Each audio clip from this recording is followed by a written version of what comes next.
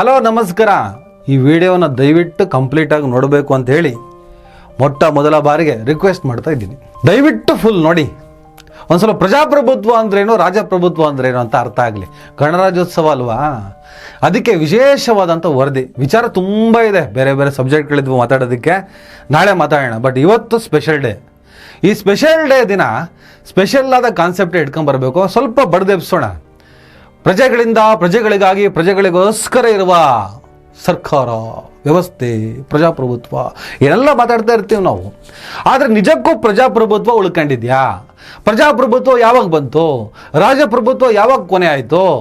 ಇವತ್ತಿಗೆ ಪ್ರಜಾಪ್ರಭುತ್ವ ವ್ಯವಸ್ಥೆ ಇದೆಯಾ, ಇಲ್ಲ ಪ್ರಜಾಪ್ರಭುತ್ವದ ಹೆಸರಿನಲ್ಲಿ ರಾಜಪ್ರಭುತ್ವ ನಡೀತಾ ಇದೆಯಾ? ಚರ್ಚೆ ಮಾಡೋಣ. ಈಗ 1950 ಜನವರಿ 26ಕ್ಕೆ ನನ್ನ ದೇಶ ಗಣರಾಜ್ಯವಾಯಿತು. ಅವತ್ತೇ ನನ್ನ ದೇಶಕ್ಕೆ ಸಂವಿಧಾನ ಅರ್ಪಣೆ ಕೂಡ ಆಯಿತು. ಈಗ ಗಣರಾಜ್ಯ ಅಂದ್ರೇನು? ರಾಜಪ್ರಭುತ್ವ ಕೊನೆಯಾಗಿ ಪ್ರಜಾಪ್ರಭುತ್ವ ಶುರುವಾದಂಥ ಸಂದರ್ಭ. ರಾಜಪ್ರಭುತ್ವ ಏನು? ಈ ದೇಶದ ಅನೇಕ ಪ್ರಾಂತ್ಯಗಳನ್ನ ರಾಜರು ಆಳ್ತಾ ಇದ್ರು. ನಮ್ಮ ದೇಶಕ್ಕೆ 1947ರ ಸ್ವಾತಂತ್ರ್ಯ ಸಿಕ್ಕಿದ್ರೂ ಕೂಡ ನನ್ನ ದೇಶದ ವಿವಿಧ ಭಾಗಗಳಲ್ಲಿ ಇದ್ದಂಥ ರಾಜಾಡಳಿತವನ್ನು ಸಂಪೂರ್ಣವಾಗಿ ಕೊನೆ ಮಾಡೋದಕ್ಕಾಗಿರಲಿಲ್ಲ. ಕಾಶ್ಮೀರ ಭಾಗದಲ್ಲಿ ಹರಿಸಿಂಗ್ ಇದ್ದ, ಈ ಕಡೆ ಹೈದರಾಬಾದ್ ಕಡೆ ನಿಜಾಮರ ಅವಶೇಷಗಳು, ಪಳೆಯುಳಿಕೆಗಳು ಆಳ್ತಾ ಇದ್ವು. ಅವನ್ನೆಲ್ಲ ಕಂಪ್ಲೀಟಾಗಿ ಹೊಡೆದೋಡಿಸಿ, ಬಡಿದೋಡಿಸಿ ಪ್ರಜಾಪ್ರಭುತ್ವವನ್ನು ಸ್ಥಾಪನೆ ಮಾಡಲಾಯಿತು. ಪ್ರಜಾಪ್ರಭುತ್ವ ಅಂದ್ರೇನು? ಪ್ರಜೆಗಳಿಂದ, ಪ್ರಜೆಗಳಿಗಾಗಿ, ಪ್ರಜೆಗಳಿಗೋಸ್ಕರ. ಪ್ರಜಾಪ್ರಭುತ್ವ ವ್ಯವಸ್ಥೆಯಲ್ಲಿ ಸಾಮಾನ್ಯ ಕಾರ್ಯಕರ್ತ ಕೂಡ ಪ್ರಭುವಾಗಿ ಈ ನಾಡನ್ನು ಆಳ್ಬಹುದು ಅಂತೇಳಿ.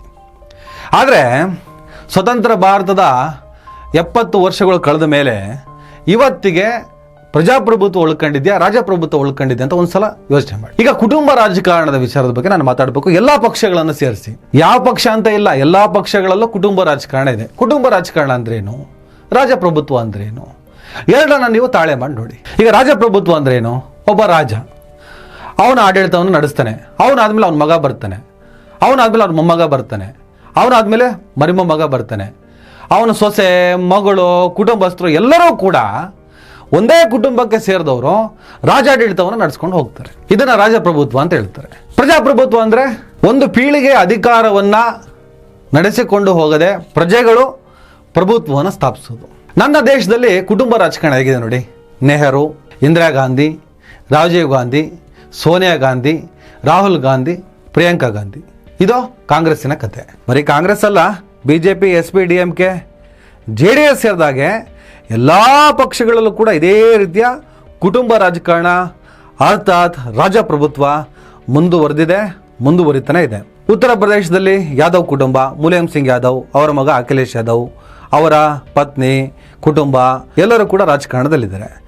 ಪಂಜಾಬ್ನಲ್ಲಿ ಸುಖ್ಬೀರ್ ಸಿಂಗ್ ಬಾದಲ್ ಮತ್ತು ಅವರ ಕುಟುಂಬ, ತಮಿಳುನಾಡಿನಲ್ಲಿ ಕರುಣಾನಿಧಿ ಕುಟುಂಬ, ಮಹಾರಾಷ್ಟ್ರದಲ್ಲಿ ಠಾಕ್ರೆ ಕುಟುಂಬ, ಕರ್ನಾಟಕದಲ್ಲಿ ದೇವೇಗೌಡರು, ರೇವಣ್ಣ, ಕುಮಾರಸ್ವಾಮಿ, ನಿಖಿಲ್ ಕುಮಾರಸ್ವಾಮಿ, ಪ್ರಜ್ವಲ್ ರೇವಣ್ಣ, ಸೂರಜ್ ರೇವಣ್ಣ, ಭವಾನಿ ರೇವಣ್ಣ, ಅನಿತಾ ಕುಮಾರಸ್ವಾಮಿ, ಇಡೀ ಕುಟುಂಬದವರೆಲ್ಲ ರಾಜಕಾರಣದಲ್ಲಿ ಸಿಕ್ಕಾಪಟ್ಟೆ ಬ್ಯುಸಿಯಾಗಿದ್ದಾರೆ.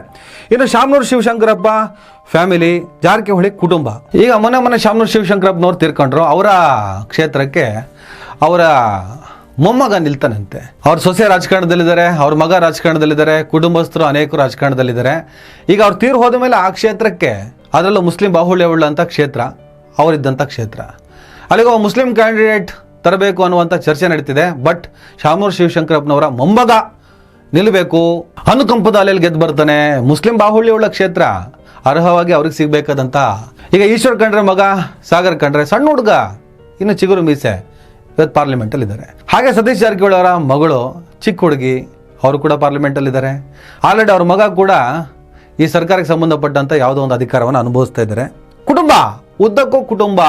ರಮೇಶ್ ಜಾರಕಿಹೊಳಿ, ಸತೀಶ್ ಜಾರಕಿಹೊಳಿ, ಲಖನ್ ಜಾರಕಿಹೊಳಿ, ಬಾಲಚಂದ್ರ ಜಾರಕಿಹೊಳಿ ಅವರ ಮಕ್ಕಳವರೆಗೂ ಅಲ್ಲಿ ರಾಜಕಾರಣ ನಡೀತಿದೆ. ಉದ್ದಕ್ಕೂ ಎಲ್ಲ ಪಕ್ಷಗಳಲ್ಲೂ ಇದೇ ರೀತಿಯ ಕುಟುಂಬ ರಾಜಕಾರಣ ಅರ್ಥಾತ್ ರಾಜಪ್ರಭುತ್ವವನ್ನು ನಾನು ನೋಡ್ತಾ ಇದ್ದೀವಿ. ಪ್ರಜಾಪ್ರಭುತ್ವ ಎಲ್ಲಿ ಉಳ್ಕೊಳ್ತದೆ? ಇವತ್ತು ಗಣರಾಜ್ಯೋತ್ಸವ, ರಾಜಪ್ರಭುತ್ವದಿಂದ ಮುಕ್ತಿ, ಪ್ರಜಾಪ್ರಭುತ್ವವೇ ಶಕ್ತಿ ಹೇಳಕ್ಕೆ ಎಷ್ಟು ಚೆನ್ನಾಗಿದೆಯಲ್ಲ. ರಾಜಪ್ರಭುತ್ವದಲ್ಲಿ ಹೇಗೆ ರಾಜರ ಕುಟುಂಬವೇ ಆ ರಾಜ್ಯವನ್ನು ಆಳ್ತಾ ಇತ್ತು, ಹಾಗೆ ಇವತ್ತಿನ ಪ್ರಜಾಪ್ರಭುತ್ವದಲ್ಲಿ ಒಂದು ಕುಟುಂಬವೇ, ಒಂದು ಕುಟುಂಬಗಳೇ ಈ ರಾಜ್ಯವನ್ನು, ಈ ದೇಶವನ್ನು ಆಳ್ತಾ ಇದ್ದಾವೆ. ಒಬ್ಬ ಸಾಮಾನ್ಯ ಕಾರ್ಯಕರ್ತ, ಪ್ರತಿಭಾವಂತ ಯುವ ನಾಯಕ ಹಗಲು ರಾತ್ರಿ ಪಕ್ಷಕ್ಕೋಸ್ಕರ ದುಡಿತಾನೆ, ಹೋರಾಟಗಳನ್ನು ಮಾಡ್ತಾನೆ. ಅವನಿಗೆ ಅವಕಾಶಗಳು ಸಿಗೋದಿಲ್ಲ, ಪದವಿ ಪಟ್ಟಗಳು ಸಿಗೋದಿಲ್ಲ.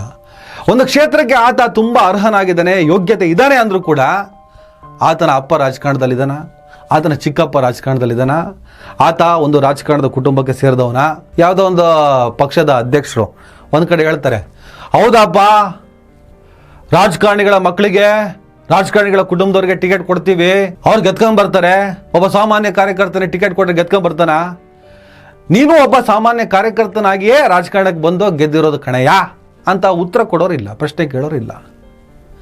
ಈ ಥರದ ಒಂದು ದರ್ಪದ ಹಂತಕ್ಕೆ ಇವತ್ತು ಕುಟುಂಬ ರಾಜಕಾರಣ ಅರ್ಥಾತ್ ರಾಜಪ್ರಭುತ್ವ ಹೋಗಿ ನಿಂತಿದೆ.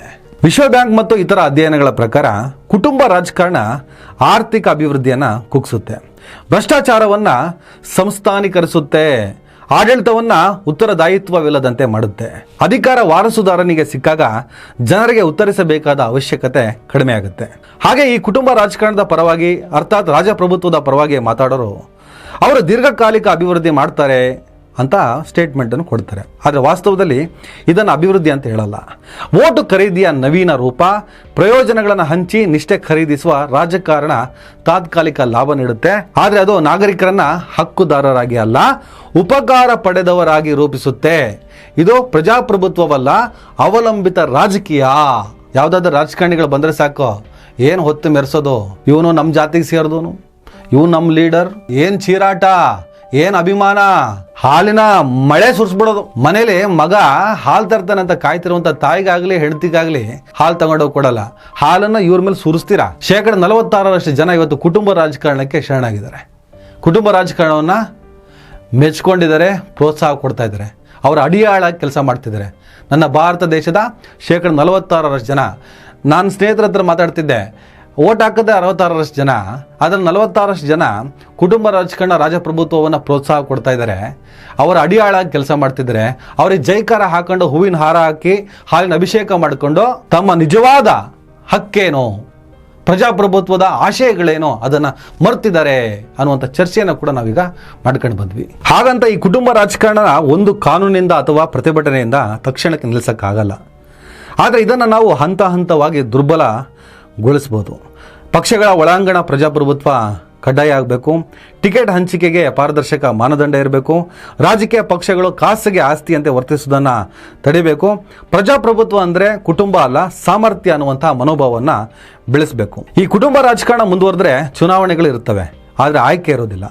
ಪಕ್ಷಗಳಿರ್ತವೆ, ಆದರೆ ಪ್ರಜಾಪ್ರಭುತ್ವ ಇರೋದಿಲ್ಲ. ಪ್ರಜಾಪ್ರಭುತ್ವ ಉಳಿಬೇಕಾದ್ರೆ ಕುಟುಂಬ ರಾಜಕಾರಣಕ್ಕೆ ರಾಜಕೀಯವಾಗಿ ಮಾತ್ರ ಅಲ್ಲ, ನೈತಿಕವಾಗಿ ಮತ್ತು ಸಾಮಾಜಿಕವಾಗಿ ನಾವು ಸವಾಲನ್ನು ಹಾಕಬೇಕಾಗಿದೆ. ಇವತ್ತು ಗಣರಾಜ್ಯೋತ್ಸವ, ಇವತ್ತಿನ ದಿನ ರಾಜಪ್ರಭುತ್ವ ಅಂದ್ರೇನು, ಪ್ರಜಾಪ್ರಭುತ್ವ ಅಂದ್ರೇನು, ಇವತ್ತಿರುವಂತಹ ಕುಟುಂಬ ರಾಜಕಾರಣದ ವ್ಯವಸ್ಥೆ ರಾಜಪ್ರಭುತ್ವವಾದಂಥ ವ್ಯವಸ್ಥೆ. ಆ ರಾಜಪ್ರಭುತ್ವವನ್ನು ಪೋಷಿಸಿ ಪ್ರೋತ್ಸಾಹಿಸಿ ಬೆಳೆಸ್ತಾ ಇರೋದು ಯಾರು? ನಾವು ಪ್ರಜೆಗಳೇ. ಇವತ್ತಿನ ರಾಜಪ್ರಭುತ್ವವನ್ನು ಜೀವಂತವಾಗಿ ಇಟ್ಟಿರೋದು ಪ್ರಜಾಪ್ರಭುತ್ವ. ಪ್ರಜಾಪ್ರಭುತ್ವ ರಾಷ್ಟ್ರ ಅಂತೀವಿ. ಪ್ರಜಾಪ್ರಭುತ್ವ ಇಲ್ಲದೆ ರಾಜಪ್ರಭುತ್ವವನ್ನು ಪೋಷಿಸಿಕೊಂಡು ಇಲ್ಲಿ ಪ್ರಜೆ ಯಾವುದೇ ಅಧಿಕಾರವನ್ನು ಅನುಭವಿಸದ ಸ್ಥಿತಿಗೆ ಹೋಗಿ ತಲುಪಿದ್ದಾನೆ. ಜೊತೆಗೆ ಅದಕ್ಕೆ ಕಾರಣ ಕೂಡ ಆತನೇ. ಇಲ್ಲಿನ ಪ್ರಜೆ ದೊಡ್ಡ ಸಮಸ್ಯೆ ರೀ. ನನ್ನನ್ನು ಸೇರಿಸ್ಕೊಂಡು ಹೇಳ್ತಿರೋದು, ಈ ದೇಶಕ್ಕೆ ಸಮಸ್ಯೆನೇ ಇಲ್ಲಿನ ಪ್ರಜೆ. ಅವನಿಗೆ ವಾಸ್ತವನೇ ಅರ್ಥ ಆಗ್ತಾ ಇಲ್ಲ.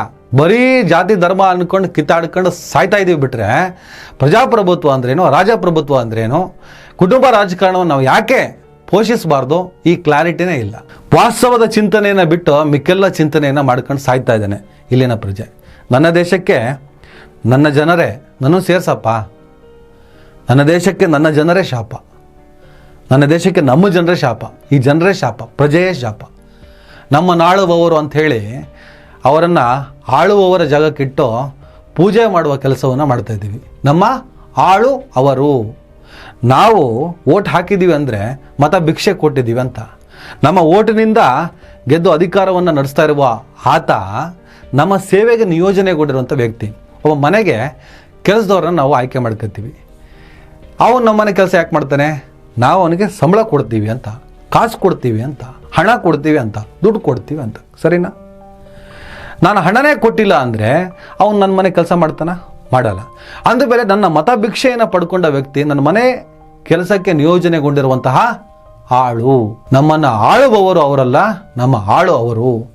ಇದನ್ನು ಅರ್ಥ ಮಾಡ್ಕೊಳ್ಳಿ ಅಂತ ಹೇಳ್ತಾ, ಈ ಗಣರಾಜ್ಯೋತ್ಸವ ನಿಮಗೆ ನಿಮ್ಮ ವೈಚಾರಿಕತೆಯನ್ನು ಬಡಿದೆಬ್ಬಿಸಲಿ, ಸ್ವಾಭಿಮಾನವನ್ನು ಬಡಿದಿರಿಸಲಿ, ಅಧಿಕಾರದ ಕಡೆ ಹೋಗೋದಕ್ಕೆ ಹುರಿದುಂಬಿಸಲಿ ಅಂತ ಹೇಳ್ತಾ ಎಲ್ಲರಿಗೂ ಮತ್ತೊಮ್ಮೆ ಗಣರಾಜ್ಯೋತ್ಸವದ ಶುಭಾಶಯಗಳನ್ನು ಹೇಳ್ತೀನಿ. ನಮಸ್ಕಾರ.